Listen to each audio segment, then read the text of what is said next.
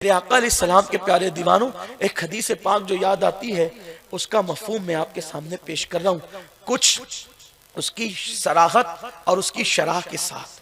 ایک جوان تھا، اللہ کے رسول علیہ السلام کی بارگاہ میں وہ آیا اور آنے کے بعد اس نے کہا کہ یا رسول اللہ، مجھ سے ایک گناہ ہو گیا ہے، یعنی میں نے زنا کیا ہے، اور آپ مجھ پہ حد لگائیں، کیونکہ اسلام کا جو قانون ہے، اگر کوئی شادی شدہ زنا کرے تو اس کو پتھر مارے جاتے ہیں، پتھر اس پہ برسائے جاتے ہیں۔ تو اس نے کہا یا رسول اللہ، مجھ سے زنا ہو گیا ہے اور میں چاہتا ہوں کہ آپ مجھ پہ حد لگائیں اور مجھے پاک کر دیں، کیونکہ قانون یہ ہے کہ اگر کسی پہ حد لگے گی تو امید ہے کہ انشاءاللہ قیامت کے دن اللہ اس گناہ کے بارے میں اس سے سوال نہیں پوچھے گا، اس سے سوال نہیں ہوگا۔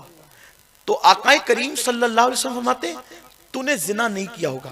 ذرا توجہ کریں، سید المعصومین کا انداز گنہگاروں کے ساتھ کیا ہے۔ وہ آ کر کے خود کہتے ہیں میں نے زنا کیا ہے، اور آقا علیہ السلام فرماتے ہیں تو نے زنا نہیں کیا ہوگا، صرف تو نے بوس و کنار کر لیا ہوگا، چل جا یہاں سے، جا جا۔ اس نے کہا نہیں یا رسول اللہ، میں نے زنا ہی کیا ہے۔ سرکار فرماتے ہیں اپنے صحابہ سے، کہیں یہ شراب کے نشے میں غلط باتیں تو نہیں بک رہا ہے، اس کا منہ سونگو۔ تو لوگوں نے منہ سونگا، کہیں نہیں یا رسول اللہ یہ شراب کے نشے میں نہیں ہے۔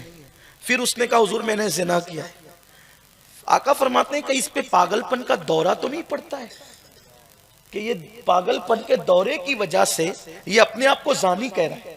دیکھو سید المعصومین جس کی نظر سے خدا کی ذات نہ چھپی، وہ گنہگاروں کے ساتھ کیسے حسن زن کی دعوت دے رہے ہیں۔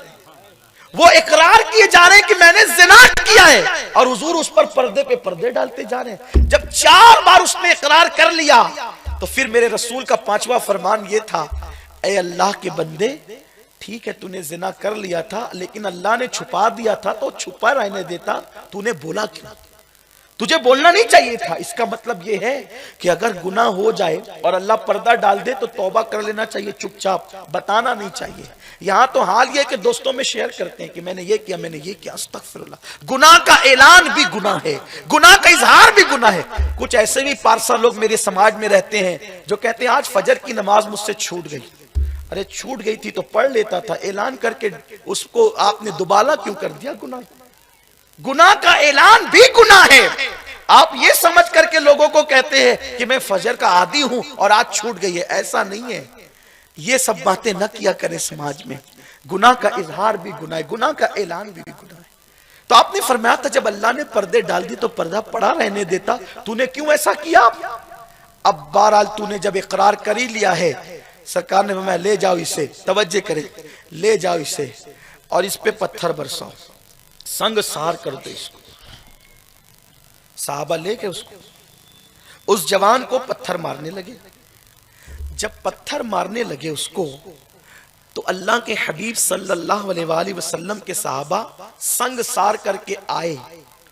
تو آنے کے بعد حضور علیہ السلام نے دیکھا کہ ایک صحابی کے دامن پر خون کے کچھ قطرے ہیں، کچھ قطرے خون کے لگے ہوئے ہیں۔ تو سرکار نے دیکھ کر جان گئے، سرکار پہچان گئے کہ یہ اسی کے خون کے قطرے جس شخص نے زنا کیا تھا، اور پھر اس نے توبہ کی، اسے سنگسار کیا گیا۔ اور سرکار نے ان سے پوچھ لیا وہ میرے فلاں کا کیا؟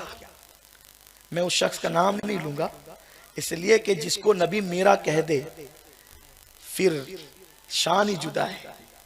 خدا کی قسم ایسے گنہگار پر پھر ہم رشک کرتے ہیں، ہم گنہگاروں کو رشک آتا ہے جس کو نبی میرا کہہ دے، اس لیے کہ ان کی شان ہے اپنے خطاوار کو اپنے ہی دامن میں لو، کون کرے یہ بھلا تم پہ کروڑوں درود، کر کے تمہارے گناہ مانگے تمہاری پناہ، تم کہو دامن میں آ تم پہ کروڑوں درود۔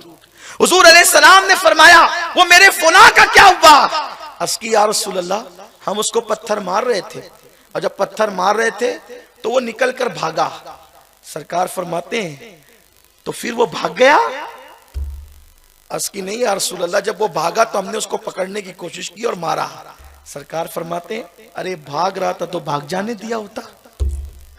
کیا محبت ہے گنہگاروں سے، کیا پیار ہے گنہگار، بھاگ رہا تھا تو بھاگ جانے دیا ہوتا۔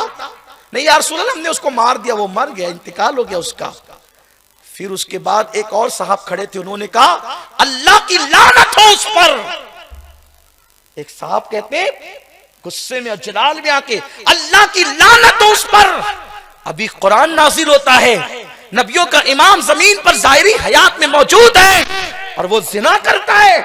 سرکار نے یہ جملے سنے تو سرکار علیہ السلام جلال میں آ گئے, فرمایا تم اس پہ لعنت کر رہے ہو, اس نے ایسی توبہ کی ہے اگر اس کی توبہ پورے مدینے والوں پہ تقسیم کر دی جائے تو سب کو جنت. تم اس پہ لعنت کرتے ہو, تم اس پہ لعنت کرتے ہو. دیکھو حضور علیہ السلام نے گناہ نہ دیکھا, حضور نے توبہ کا, توبہ کی کیا بات ہے, کہا اس نے وہ توبہ کی ہے. اگر اس کی توبہ تقسیم ہو جائے, اس کی توبہ تقسیم کر دی جائے مدینے والوں پر, تو اللہ تبارک و تعالیٰ ان سب کو جنت عطا فرما دے. یہ ہے توبہ. آئیے ہم سب بھی پکا ارادہ کریں, پکا عہد کریں. سرکار غوث پاک کی محفل میں آئے ہیں اور میرے غوث نے تو فرمایا جو میرے ہیں میں ان کو بغیر توبہ کے مرنے نہیں دیتا. سرکار غوث پاک فرماتے جو میرے ہیں میں ان کو بغیر توبہ کے مرنے نہیں دیتا. اور خدا کی قسم غوث پاک کا ماننے والا بغیر توبہ کے مر بھی کیسے سکتا ہے, اور اگر مرتے ہوئے بھی توبہ کی توفیق نہ ہوئی تو ساری زندگی کہتا رہا میں غوث پاک کا ہوں, میں غوث پاک کا ہوں. غوث پاک کا ہوتا تو توبہ کی توفیق ملتی, لیکن اگر توبہ کی توفیق نہیں تو کیا معاذ اللہ یہ کہ غوث پاک سے اس کا تعلق نہ تھا, اور پھر ان لوگوں کا تعلق غوث پاک سے کیا ہو سکتا ہے. اللہ اکبر. جن لوگوں کو نماز کے لیے ٹائم نہیں, جو مسجد کے زینے پہ بیٹھ کر کے اذان سے پہلے اٹھ کر کے نکل جاتے ہیں, چلو اذان ہوگی تو نمازی آئیں گے. غوث پاک کے نزدیک تو بے نمازی ہو کر انسان اپنا ایمان ثابت نہیں کر سکتا, وہ اپنی نسبتیں غوث پاک سے کیا ثابت کر سکتا ہے. میرے پیارے آقا صلی اللہ علیہ وسلم کے پیارے دیوانوں, سچی توبہ کی طرف آؤ.